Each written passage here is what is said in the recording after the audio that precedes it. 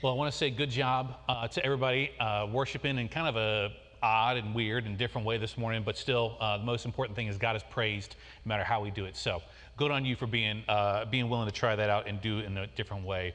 So it was in the mid-1980s, a guy by the name of William Perry, or better known as the Refrigerator Perry, that he busts onto the scenes and really became an overnight sports icon. He was a rookie with the Chicago Bears, and he wasn't just a massive defensive lineman, as his nickname so perfectly described him. He was also used as a fullback and even scored a few touchdowns. And he quickly became kind of a household name in many ways. He even had a lot of television appearances, was on commercials, even had his own G.I. Joe action figure. He was in the cartoon. I remember as a kid watching some of the cartoons, and he would appear on there at different times. But what came as a fast bit of success for him unfortunately did not last.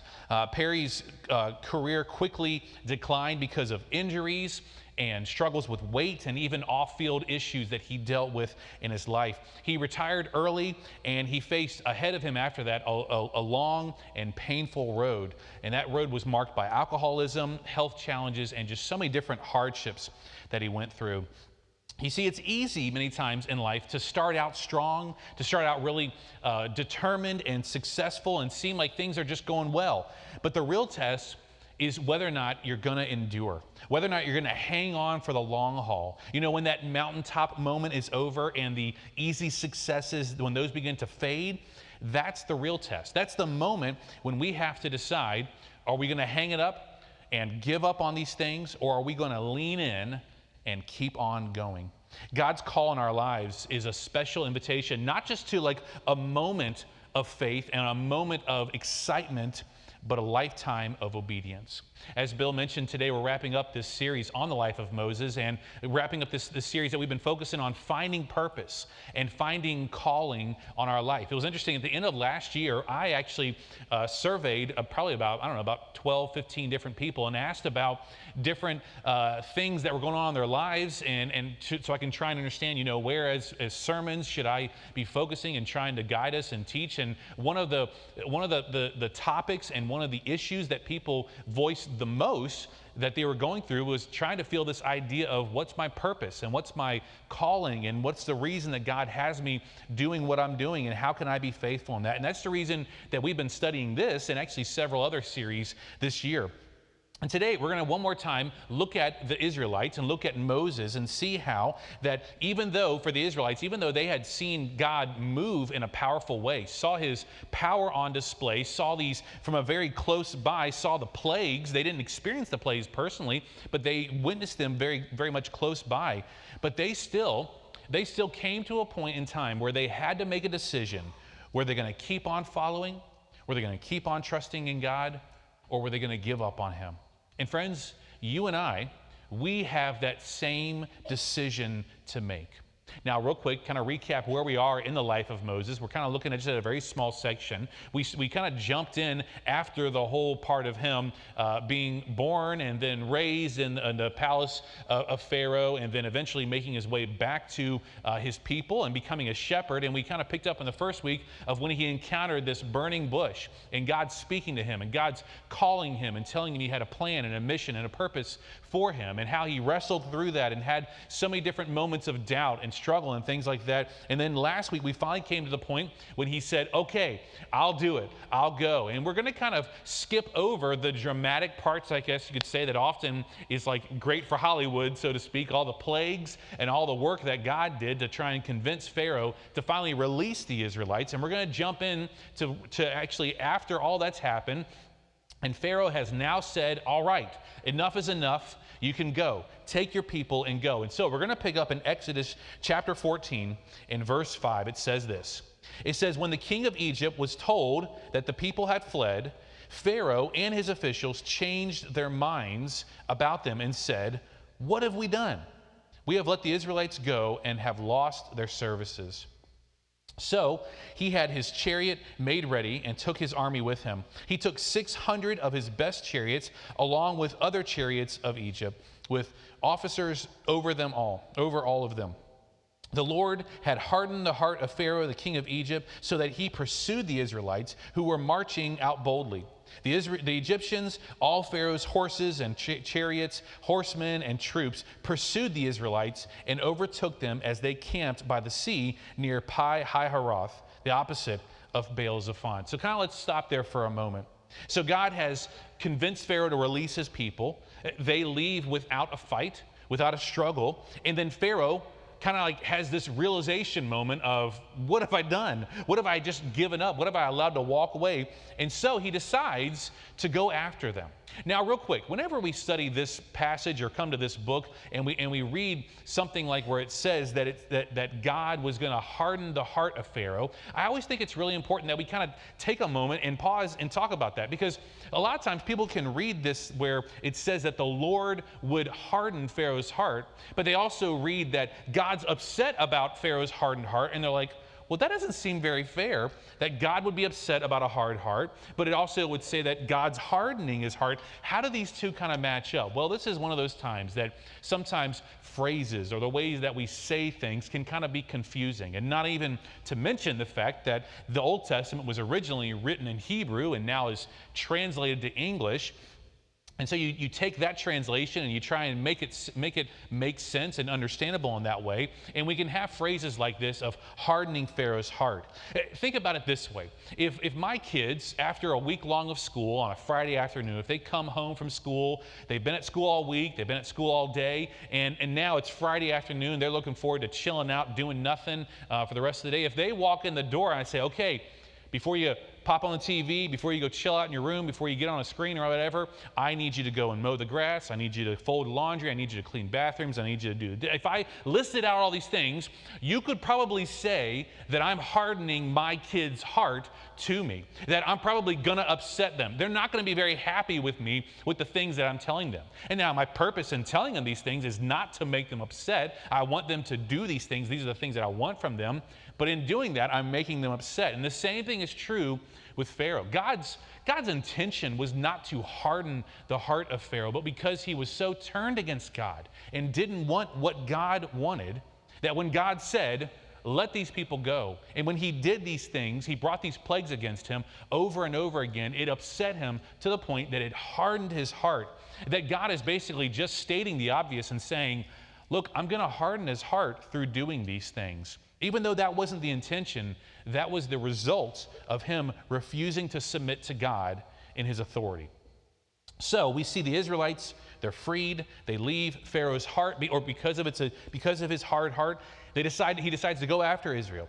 And it says that they overtake him at this place called Pi-hahiroth. And the reason that the Bible has specific locations mentioned is partly so that we can know that this is real stuff that happened at real places, and we can see in history that there was a place that existed like this. But it also helps us because that name means the mouth of the canal. And so we can know that they have come to a point where they're in front of them. They've got, on one side of them, they've got this body of water. And then we also know from the text, on the other side of them, they've got Pharaoh's armies bearing down on them. And so for the Israelites, they find that following God doesn't eliminate challenges. It doesn't eliminate challenges. The Israelites, they were following God. They were doing what God had asked of them, but they still find themselves trapped. They were being faithful. They were following after him. And we can do this in life where we have this idea that we're doing the right thing, we're acting as God would want, we're following God's path, and then we can look at our life and we can feel these hardships and we can feel ourselves pinned in and we can be like, what's the deal, God? I don't understand. And the thing is that somewhere along the way in history of mankind, we've gotten this idea that if I'm well behaved, if I act and live the way that God wants, or even if I take this big step of faith for God, well then all of a sudden I'm going to receive special treatment from God. That I'm not going to have to face any hardships or difficulty in life. But friends, it just doesn't work that way. God doesn't hand out special treatment. when I was at the very first church that I served at in vocational ministry, I'll never forget, I had a parent, I was working with student ministries, working with just teenagers, and I had a parent schedule a meeting, wanted to get together and talk with me. And so I said, well, that's fine, let's get together. And he came and he was sharing with me his disappointment and frustration because he felt like his son was not getting enough of my attention and was not not receiving the kind of treatment he wanted. And even at one point in the conversation, this dad was a deacon of the church. He even said, I just felt like as a deacon of the church, my son would have received some sort of like special treatment or special acknowledgement. And I had to explain to him, well, my friend, it just doesn't work that way. It doesn't happen like that. In fact, we also know that in our lives with God, it just doesn't happen that way. I mean, you even think about it, if you go back to throughout history, you go back to the very first Christians in the first century, they went through some pretty difficult and intense persecution. Some of that persecution we still see today, but even some of the persecution they faced, none of us have ever come across. They faced all different kinds. In some ways, they faced social and family rejection. Christians in those days, especially those coming out of a Jewish heritage, were seen as abandoning their heritage. And even those who didn't have a Jewish heritage, who maybe their families worshiped other gods, they would see as being dishonoring those family gods. And because of that, it cut them off from different relationships and networks. Many Christians faced economic hardships. By not engaging in idol worship or even worship of the emperor, many of them lost their jobs. And Christians even faced public mockery. Early Christians were accused of participating in strange and even dangerous behavior. It's interesting because many Christians, by outsiders, were considered atheists because they didn't believe in the Roman gods. And to us today, we're like, well, that's totally backwards that Christians would be considered atheists. And even Christians in those days, a lot of times were looked at as being cannibals because we talk about what we just celebrated in communion of celebrating by taking the Lord's body and blood. And people from the outside said, oh, well, they're practicing cannibalism. And many Christians even faced physical violence and even martyrdom. By the end of the Apostle Peter's life, when he is writing in different times, he is about to enter into the Emperor Nero's reign in Rome there, and he saw on the horizon some significant and serious persecution that was coming. Christians would eventually be burned alive for their faith, torn apart in arenas, and even crucified. And Peter writes in one of his letters to Christians in general, and he doesn't tell them, hey, listen, hardships are coming, so you just need to have more faith. It'll be okay, just have more faith, or you just need to pray a little bit more, or even, give a little bit more, or serve a little bit more. No, Peter tells them this in 1 Peter 4:12. He says, dear friends, do not be surprised at the fiery ordeal that has come on you to test you, as though something strange were happening to you. But rejoice, inasmuch as you participate in the sufferings of Christ, so that you may be overjoyed when his glory is revealed. Peter says, don't be surprised by this. Don't be shocked that these things are happening, even though you're living faithful lives. You see, many times we start out strong, and we get on that mountaintop moment, right, with God, and we feel great, and we feel encouraged and inspired. But we've got to remember that things at times will still get difficult. And really, you even just think about the math or the statistics of it. And the longer you follow Christ, the more there will be opportunities for those hard moments in life. And I'm not telling you this to depress you or like to talk you out of this, right? It'd be like the worst kind of car salesman to tell you that the longer you own this vehicle, the worse it's going to get for you, or the more difficult it's going to be to own this.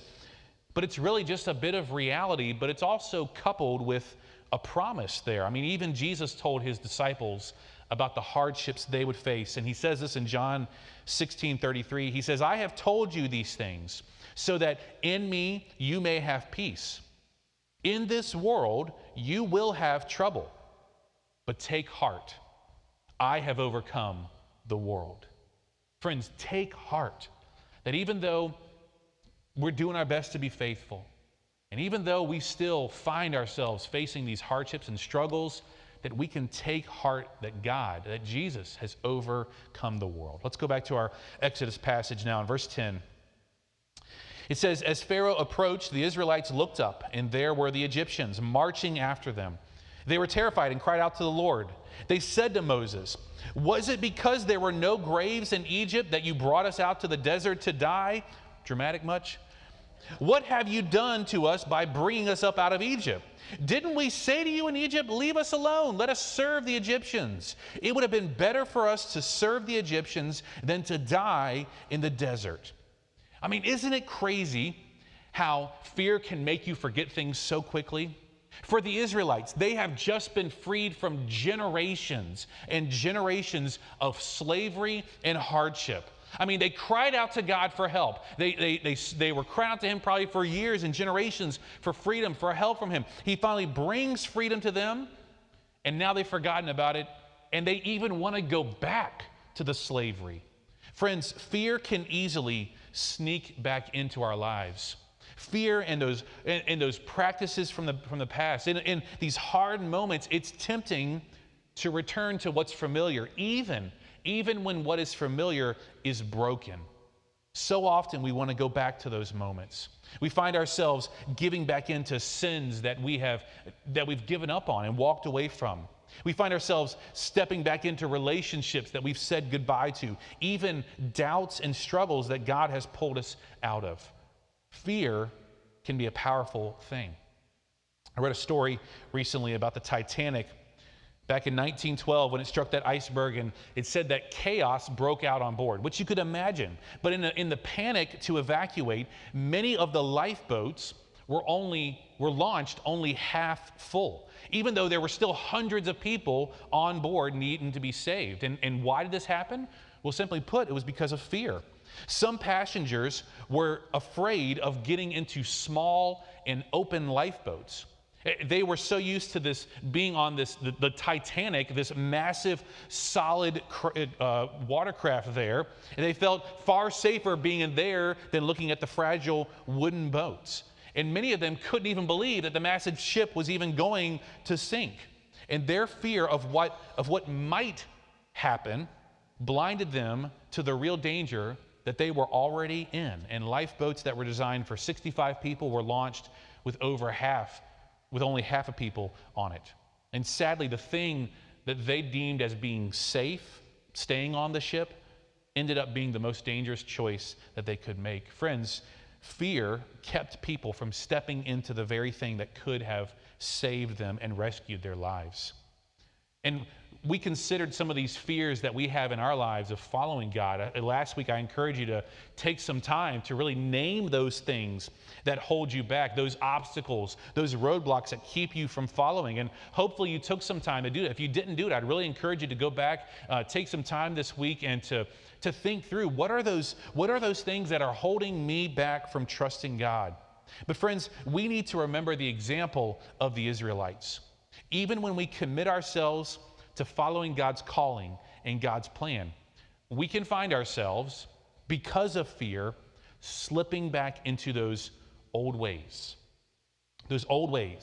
of doubt and sin and self-centeredness. Even the author of Hebrews writes this and says in Hebrews 10, he says, "Remember those earlier days after you had received the light, when you endured in a great conflict full of suffering. Sometimes you were publicly exposed to insult and persecution. Other times you stood side by side with those who were so treated. You suffered along with those in prison and joyfully accepted the confiscation of your property because you knew that you yourselves had better and lasting possessions. So do not throw away your confidence. It will be richly rewarded.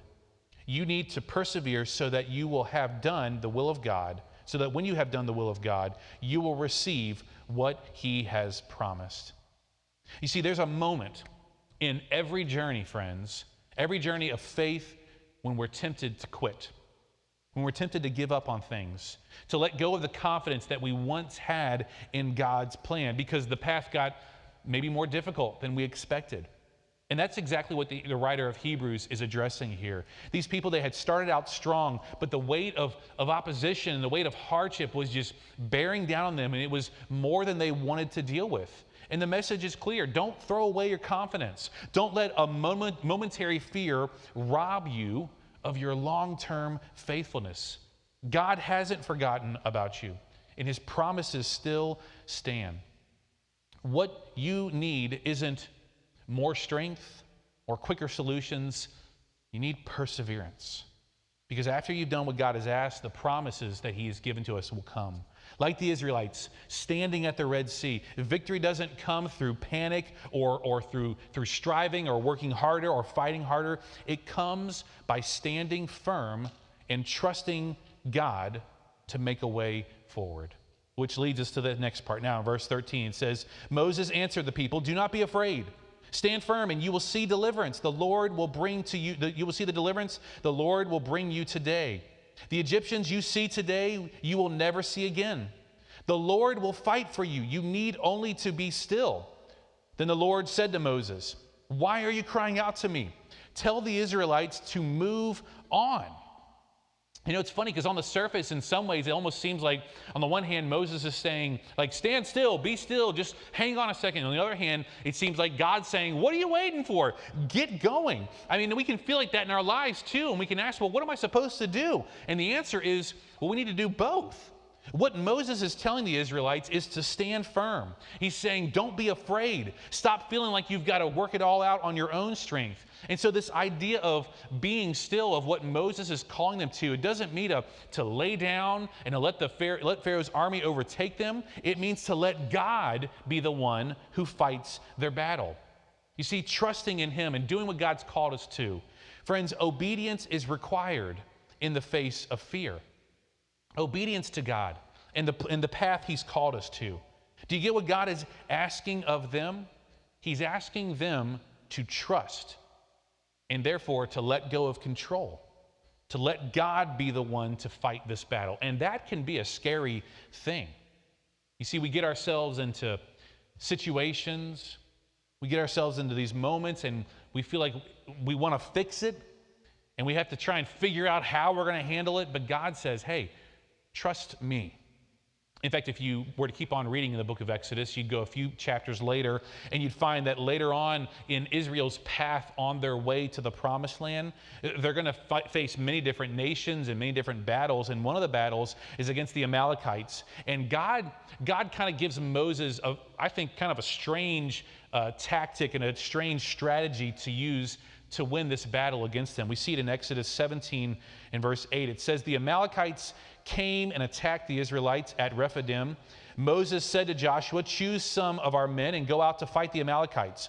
Tomorrow I will stand on top of the hill with the staff of God in my hands. So Joshua fought the Amalekites as Moses had ordered, and Moses, Aaron, and Hur went to the top of the hill. As long as Moses held up his hands, the Israelites were winning. But whenever he lowered his hands, the Amalekites were winning. When Moses' hands grew tired, they took a stone and put it under him, and he sat on it. And Aaron and Hur held his hands up, one on one side and one on the other, so that his hands remained steady till sunset. So the strategy that God gives to Moses for this battle, it isn't to fight harder. It isn't to send more men. It's not even like this real sneaky thing of like, we're going to go in under the cover of darkness. No, the strategy to save Israel, and I want you to catch this, the strategy to save Israel was for Moses to essentially do the same thing that freed Israel. And that was to put his hands up and to let God fight the battle. Moses held up his staff, the same staff that he used when God prompted him to call on the different plagues that would afflict Egypt. And friends, the crossover for you and I is that as we follow God and are following his leading, when we face struggles and battles and difficulties and hardships, the same strategy, or the strategy that you and I have to use to overcome these difficulties and these battles, shouldn't be, well, I've got to work harder, or I've got to be smarter, or I've got to pray harder, or I've got to give more, or whatever it might be. No, just like Israel, the same strategy that saved you and me initially is the same strategy that's going to carry us through. And that strategy of putting my faith and trust in God, trusting him, was what saved me and will continue to save me over and over again. In fact, another time, the Israelites faced another battle. Even generations later, they were fighting Moab and Ammon. We read in 2 Chronicles 20, the prophet says this. He said, listen, King of Jehoshaphat, all who live in Judah and in Jerusalem. This is what the Lord says to you. Do not be afraid or discouraged because of this vast army. And I want us to read this last sentence together because I think this is so perfect for us even. Read this with me. For the battle is not yours, but God's. That's something that if you have your printed Bible with you or your digital, that's a spot you should highlight and underline, maybe even write it down somewhere to keep in front of us. The battle is not yours, but God's. The battle is not yours. It's not mine. It's God's. But so often we want to make the battle ours, not God's. But friends, if we are to persevere to the end, if we are to make it to the end, if we are to make it the long haul in this calling that God has on our life, we've got to recognize the battle is not mine, it is God's. Well, let's finish up our passage now. Back in Exodus in verse 16 now, it says, raise your staff and stretch out your hand over the sea to divide the water so that the Israelites can go through the sea on the dry ground. I will harden the hearts of the Egyptians so that they will go in after them. And I will gain glory through Pharaoh and all his army, through his chariots and horsemen. The Egyptians will know that I am the Lord when I gain glory through Pharaoh, his chariots, and his horsemen. And then if you keep on reading, you see that the angel of God, it says, came and moved between Israel and the Egyptian army, almost like a cloud, almost like a fog, to where they couldn't see God's people going through on dry ground. And after they moved through, that said that fog lifted to allow those armies to try and pursue after them. And then we pick up in verse 26, and it says, then the Lord said to Moses, stretch out your hand over the sea so that the waters may flow back over the Egyptians and their chariots and horsemen. Moses stretched out his hand over the sea, and at daybreak the sea went back to its place. The Egyptians were fleeing toward it, and the Lord swept them into the sea. The water flowed back and covered the chariots and horsemen, the entire army of Pharaoh that had followed the Israelites into the sea. Not one of them survived. But the Israelites went through the sea on dry ground, with a wall of water on their right and on their left. That day, the Lord saved Israel from the hands of the Egyptians, and Israel saw the Egyptians lying dead on the shore. God steps in, and he does this incredible thing of saving his people in this way. And I think the part that's really awesome is that we know the rest of the story. That even though God freed the Israelites from slavery, and even though he saved them here in this desperate moment, we know that God would continue to go on saving and providing water when they were thirsty, providing food when they were hungry, providing protection when the nations would come after them. Over and over and over again, God would provide and care for them. Even into today, friends, God still provides for his people, for you and for me, spiritual Israel. When God calls us to a path, he makes a way. When God gives us a direction, he makes a way. When God places on you a purpose, he makes a way. God will continue to make a way. And if we keep following, when the road ahead of us is smooth and easy, he'll make a way. And even if we keep following when the road ahead of us is rocky and difficult, he'll make a way. When that direction is unclear or unsure, he will make a way. If we continue to trust him, he will make a way. At the end of one of Paul's letters that he wrote to the church in Thessalonica, he ends things with a prayer. And this is in 1 Thessalonians 5:23. It says, may God himself, the God of peace, sanctify you through and through. May your whole spirit, soul, and body be kept blameless at the coming of our Lord Jesus Christ. The one who calls you is faithful, and he will do it. God is faithful. And if he has called you, then he will do it. I want to wrap things up this morning by giving us a couple things I want you to consider. As we think about this calling in our lives, and not only the momentary calling that God places, but how we continue to be faithful in our lives and how we can continue to follow what he's called us to in our lives. I want you to consider these things. The first one is, when opposition is bearing down on you, trust in God. When an opposition is bearing down on you, trust in God. Just like when those armies were bearing down on Israel, they had to trust.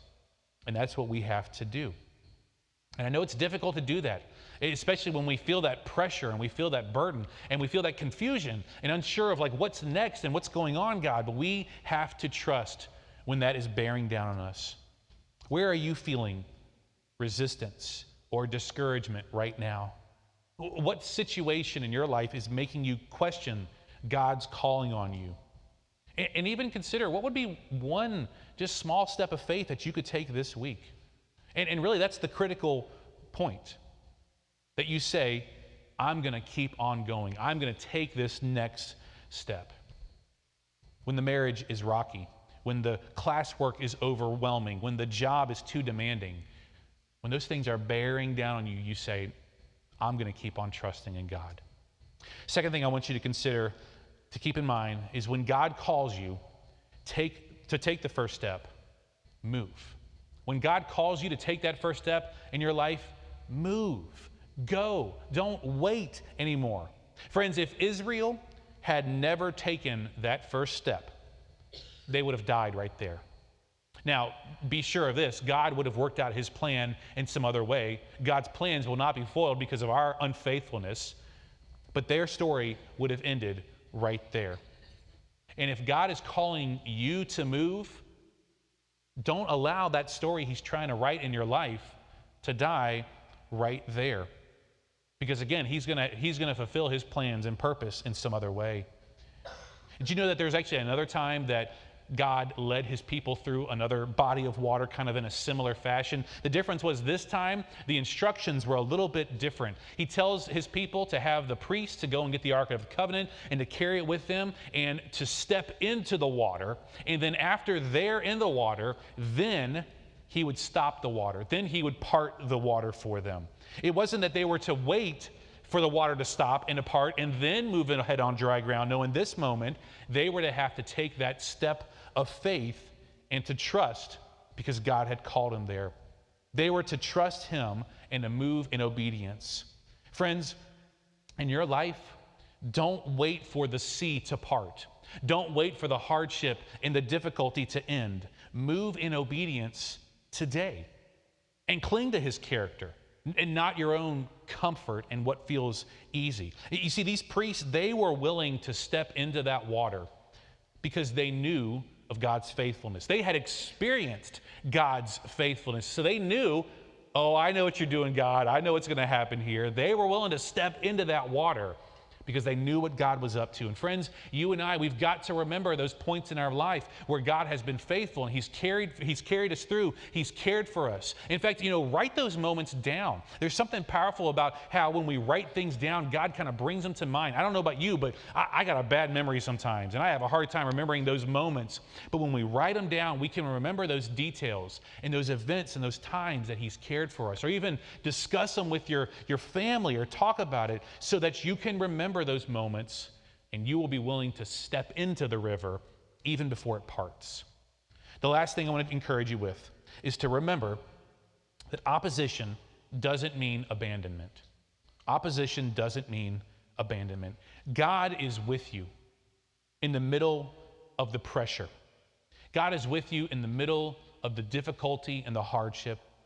And sometimes we can feel like when God is not moving or acting or responding in the way that we think he should, or the way that we anticipate he would, or it's not what we hoped for, or it's not what we like, we can sometimes feel like, well, God's just given up on me. Or we can say things like, well, God's forgotten about me, or why, God, why are you doing this? He's not forgotten about you. He's not given up on you. He's just working things out in a way that you might not expect. God is still there. Billy Graham preached to over 215 million people around the world. He began his ministry in his early 20s, and he kept going for over 75 years. And he preached through all kinds of different situations, political shifts, personal loss that he went through, even cultural changes. And he remained steadfast, focused on the one message, the hope of Jesus. And even as Parkinson's settled into his body and weakened him in his later years. He even still mentored leaders, would still write, would even still share the gospel. He did not burn out or fade away. He finished well.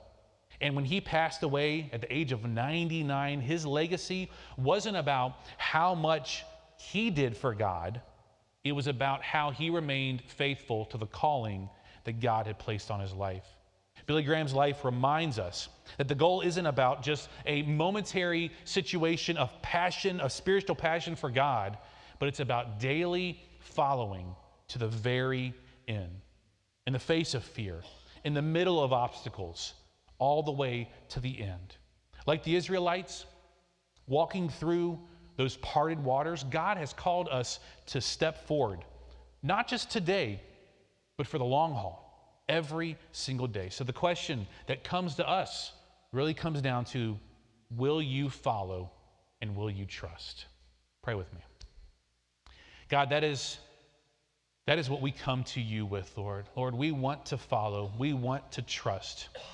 And sometimes we can get so overwhelmed by the things that are right in front of us. And we can become so afraid of the things ahead of us because we don't know what's there. Or maybe we do know what's there, God, and that's what's scaring us. God, may you help us to learn from the example of the Israelites that even though they had that army bearing down on them behind, and even though they had that treacherous water ahead, that you will make a way. Lord, I pray for those in this room right now that are struggling with those moments. Man, they have been trying to follow, they have been trying to be faithful, but there are different obstacles, there are different strong waters that are ahead of them, and they don't know what to do. Lord, would you give them the wisdom to lean in? Holy Spirit, may you just empower them to take that step ahead that they've been called to. And God, as they faithfully follow you, would you encourage them, even through your people here, even through their church family? May they find that reassurance. May they find that perseverance that they need to keep on going. We want to trust in you. We want to follow. We pray this in Jesus' name. Amen.